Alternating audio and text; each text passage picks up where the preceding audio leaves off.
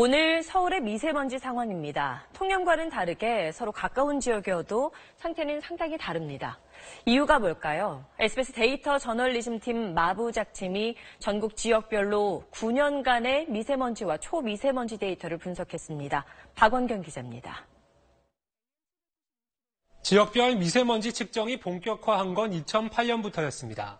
당시 미세먼지가 가장 심했던 대구 서구를 포함한 대구 2곳과 경기도 8곳이 상위 10개 지역에 들었습니다. 그런데 지난해 상황을 한번 보시죠. 8년 전에는 명단에 없었던 전북 정읍시가 1위를 차지하는 등 8곳이 새로운 지역으로 바뀌었습니다. 미세먼지보다 더 해로운 직경 2.5 마이크로미터 이하의 초미세먼지가 가장 심각한 지역도 전북에서 나왔습니다. 전북 익산시입니다. 전북 김제시도 6위를 차지했습니다. 올해 상황도 마찬가지입니다.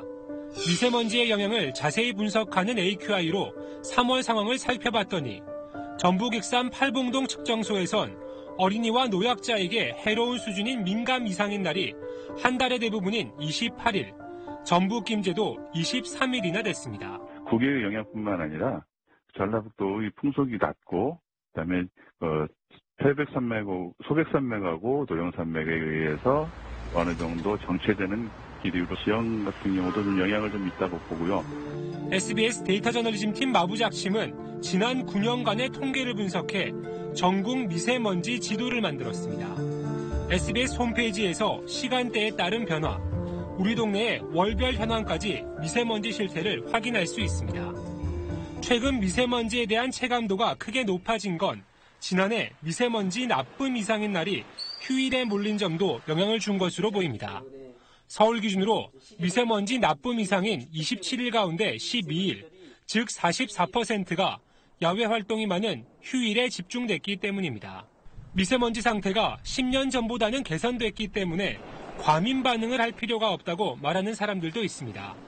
하지만 지난해 우리나라 초미세먼지 평균 농도가 세계보건기구 권고 기준의 2배가 넘는다는 사실을 간과한 얘기입니다.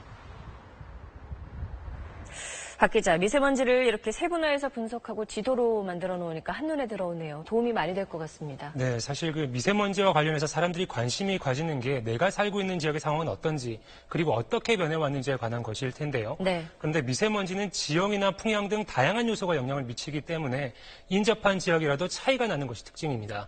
이 말은 지역별 분석을 제대로 하지 않으면 실효성 있는 대책을 마련하기가 쉽지 않다 이런 말인데 지금까지 지역별 분석은 거의 없어서 저희가 이번에 시도를 하게 됐습니다. 네. 지방 미세먼지 상황이 생각보다 심각하다는 게 눈에 띄는 부분이죠. 사실 우리 사회의 서울이나 수도권 집중 현상이 굉장히 심각하다 이런 이야기들을 많이 하잖아요. 네. 그래서 그런지 미세먼지와 관련되는 뉴스들도 서울이나 수도권에 많이 집중이 돼 있었던 게 사실입니다.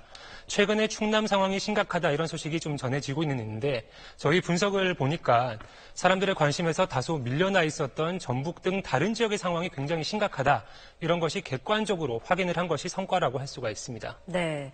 지방 상황이 왜 그동안 잘 알려지지 않았을까요? 네, 아마 미세먼지나 초미세먼지 측정소가 없어서 실태 파악이 제대로 안 되다 보니까 심각성도 알려지지 않은 측면이 있는 것 같은데요.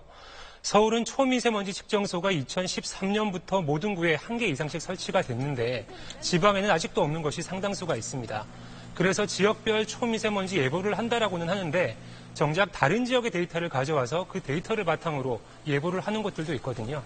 저희 SBS 뉴스 홈페이지를 보시면 미세먼지 측정소가 없는 곳은 어딘지와 저희의 분석 결과를 확인하실 수가 있습니다. 네, 잘 들었습니다.